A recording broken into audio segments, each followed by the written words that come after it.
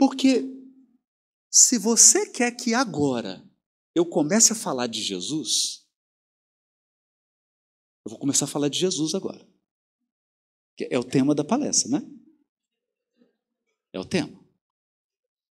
Para eu falar de Jesus, eu vou ter que colocar Jesus nesse contexto.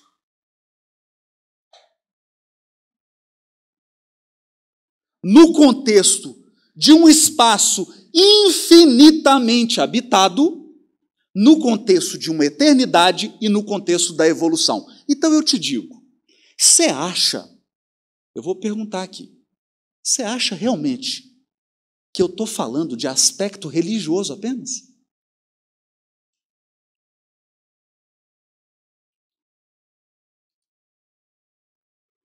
Eu estou te provocando.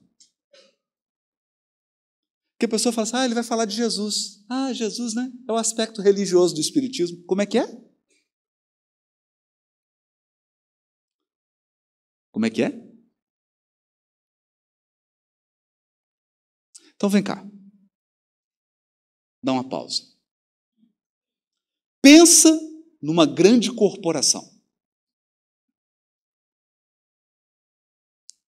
Eu não vou citar nomes aqui porque o MIEP pediu um patrocínio, mas elas negaram.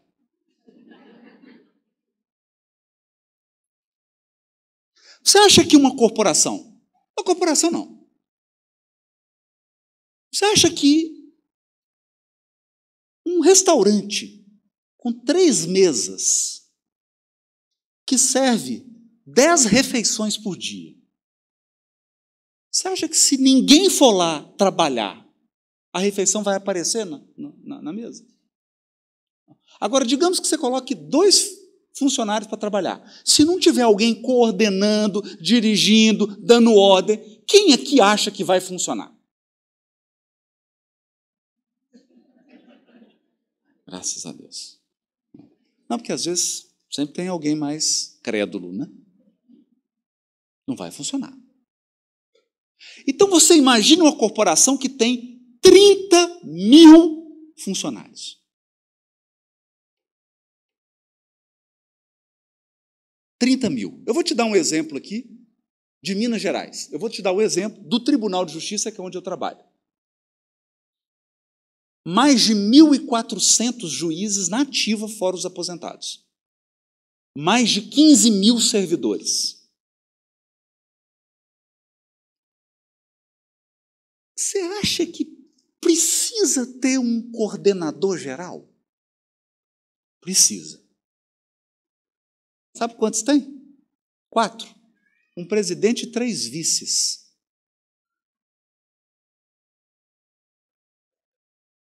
Você tem um coordenador. Agora eu te pergunto uma coisa.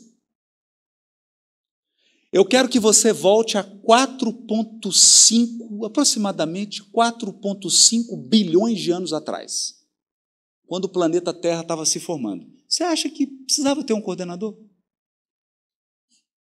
Não precisa. Não, é simples. Tudo se formou assim, né? Na mágica. Você acha mesmo? Por exemplo, quem que cuidou da formação geológica do planeta? Quem coordenou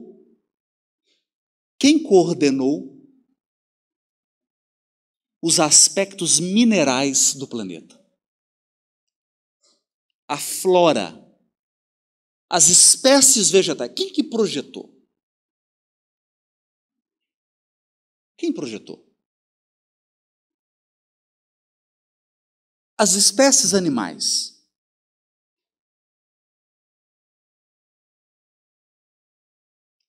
E quem projetou esse extraordinário e incrivelmente complexo corpo humano?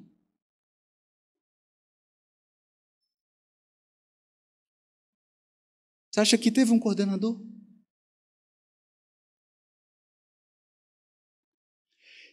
Então o Espiritismo vem com um 4º elemento, porque ele trabalhou a nossa noção de espaço, o Espiritismo trabalhou a nossa noção de tempo e o Espiritismo trabalhou a nossa noção de progresso espiritual.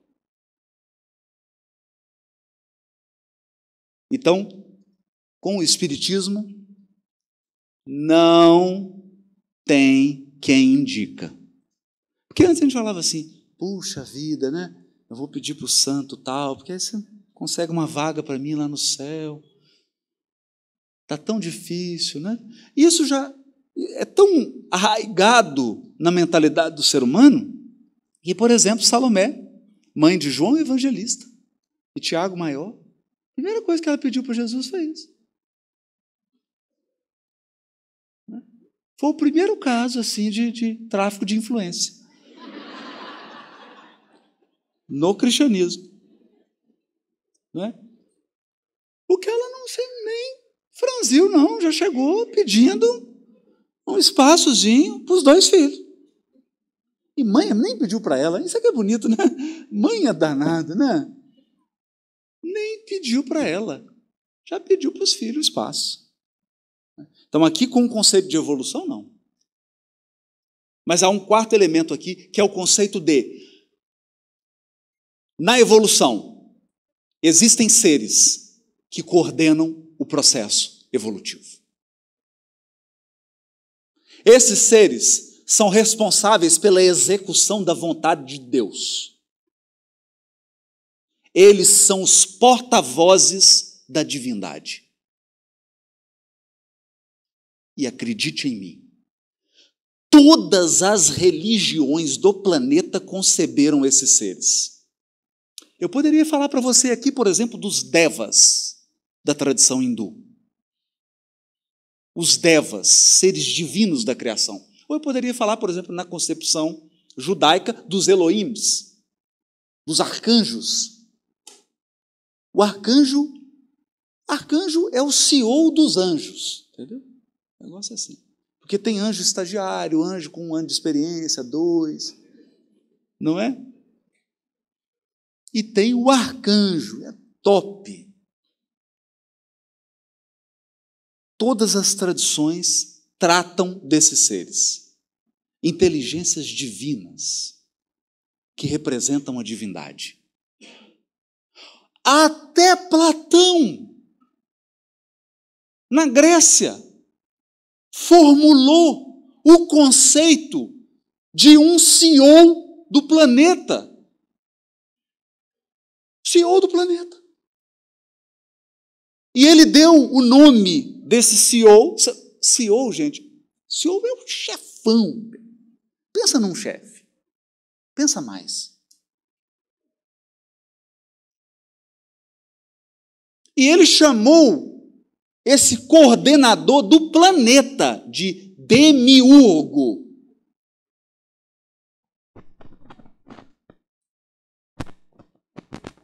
Então, você acha que eu estou falando apenas de aspecto religioso aqui? Você acha? Eu estou te dizendo que uma inteligência coordenou todo o processo genético do planeta Terra. Eu estou te dizendo que uma inteligência coordenou todo o processo de formação geológica do planeta. Eu estou te dizendo que uma inteligência coordenou todo o processo para chegar no corpo humano. Você acha que eu estou falando apenas de aspecto religioso? Você acredita nisso?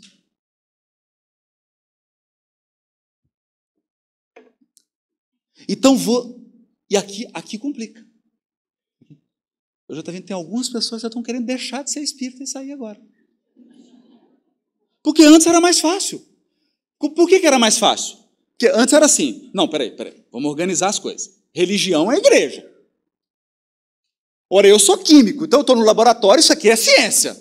Religião, eu vou na igreja rejar. Aí vem o Espiritismo e fala assim, mistura tudo. Todos os processos bioquímicos do planeta Terra foram coordenados por uma inteligência espiritual. Então, você está no laboratório? Você é formado em química? Então você é um religioso.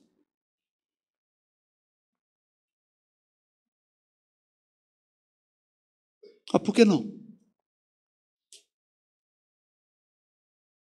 Por que a distinção? Então, quando o Espiritismo traz a figura de Jesus, ele a coloca num outro lugar. Eu estou criticando, você lembra no início? Eu comecei falando dos foguetes, você lembra disso? Que eu falei dos foguetes? Eu estou criticando? Não.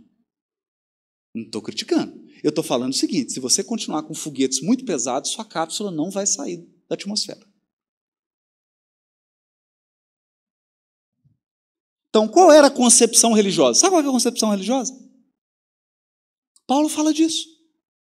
Vamos voltar lá para Roma e para Grécia. Eu vou voltar pouco. Egito, Roma e Grécia, tá bom? Tá bom. Índia. Tá bom, China também. China, Japão, Índia, Egito, Roma e Grécia. Agora chega. Qual que era a nossa concepção religiosa? Qual que é a nossa concepção religiosa? Um Deus que era representado por uma estátua, por uma imagem. Esse Deus, ele é apenas um ser humano amplificado. O que significa? Esse Deus, ele fica magoado, ele tem raiva, ele tem ciúme, você tem que adular ele. Então aí começou o negócio da propina, essa coisa toda. Então funcionava assim. Não choveu. Ixi, não choveu. Precisa chover. Precisa chover? Então vamos levar algum presente para a deusa da agricultura. Porque é legal também. É tudo dividido. Então, é uma deusa que cuida da agricultura, tem uma que cuida da maternidade, tem outra que cuida, entendeu? Todos os assuntos. É um deus para cada assunto. E aí você levava um presente. Oh, Deméter, toma um presentinho aqui. Agora, assim, dava para mandar uma chuvinha, para a gente ter uma colheita boa. Então, a relação com o divino era uma relação de provedor. Provedor. Está sem dinheiro? Ora. Está faltando alguma coisa? Reza. Está doente? Pede. Não é? Então é mais ou menos um Deus que é uma mistura de médico, economista, né? Administrador. Ele está com algum problema financeiro, material, doença, ele vai resolver o problema. À medida que a sociedade foi ficando mais complexa, nós tivemos que multiplicar deuses, é claro. Porque você vai surgindo atividades sociais, você precisa de um deus para cada uma delas. Então chega um determinado momento, por exemplo, na sociedade romana, você precisava de um deus só para a doença.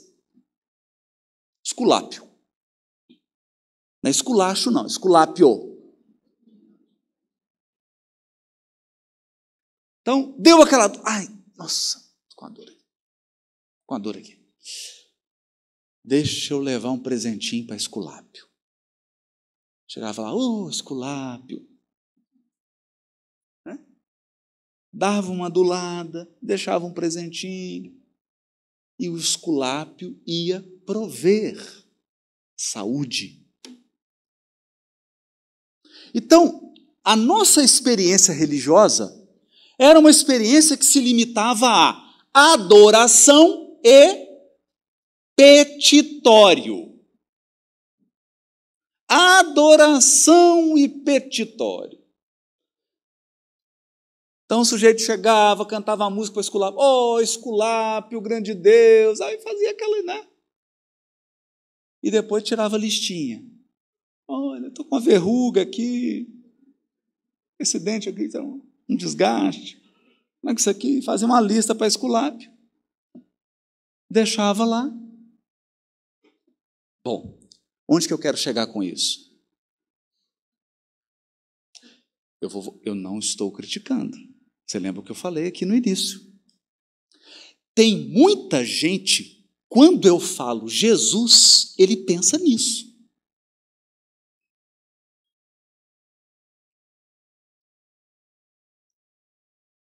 Ele pensa nisso. Então eu falo assim, Jesus! Aí ele fala, minha listinha. Nossa, tá a listinha. Mestre. Jesus amado, Jesus querido, mestre, né? Aí você faz toda uma adulação. Depois você começa com a lista. Por quê? Por quê? Porque a relação com Jesus é de adoração e petitório.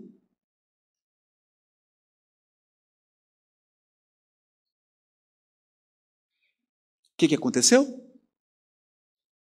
Passaram-se 2 anos.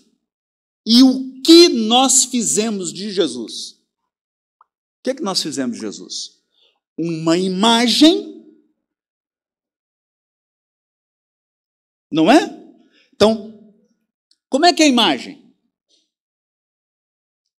Ou no crucifixo, a representação católica, a cruz, a representação protestante, e o espírito. É um rosto assim de uma pessoa bonita, com cabelo grande, abrindo os braços e nuvens atrás, né? Tem que ter nuvem. Toda imagem de Jesus no espiritismo tem uma nuvem. Jesus está de braço assim aberto. Aquela cabeleira nas nuvens. É uma iconografia. E aí a gente imagina o Jesus nessa imagem, para quê? Para ficar pronunciando palavras belas de elogio. Não é? Então, é engraçado, porque a gente vai ver, assim, por exemplo, algumas preces espíritas, e um terço da prece é elogiando Jesus. Senhor, mestre das nossas vidas, amigo, médico das almas, e começa a dar um tanto de título para ele. Fica quase um currículo.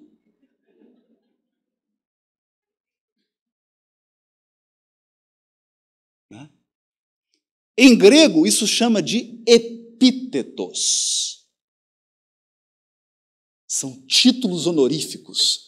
Médico das almas, pastor das almas, educador dos espíritos. E aí vai dando um monte de título. Para cada título, uma petição. Né? Médico das almas. Estou com uma hérnia aqui. Dente. Tá? Educador. Né? Você precisa passar no Enem. Não é? Não é assim? A gente faz o petitório. Não é uma relação antiga, é uma relação que nós já temos há mais de 5.000 anos com o divino.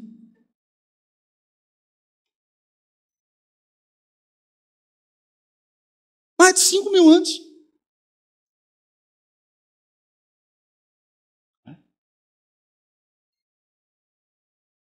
A nossa relação com o divino é essa. Então, quando a gente fala Jesus, a essência do Espiritismo, nós precisamos reconfigurar. Eu preciso que você reconfigure a sua noção de espaço, a sua noção de tempo, a sua noção de evolução e a sua noção de um coordenador da evolução planetária. Então, deixa eu dizer uma coisa aqui. Se você é pós-doutor em genética, trabalha numa universidade fazendo pesquisa genética, deixa eu dizer uma coisa. Você é aluno de Jesus. Porque você não sabe nem 0,5% do que ele sabe.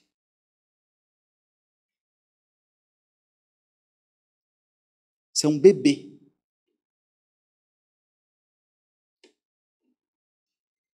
Você é um bebezinho.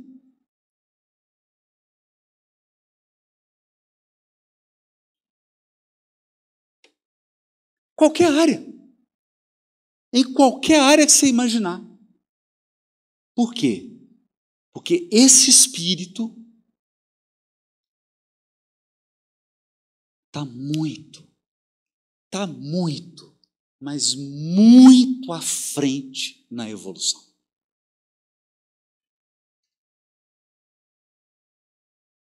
Então, é esse Jesus que é resgatado pelo Espiritismo.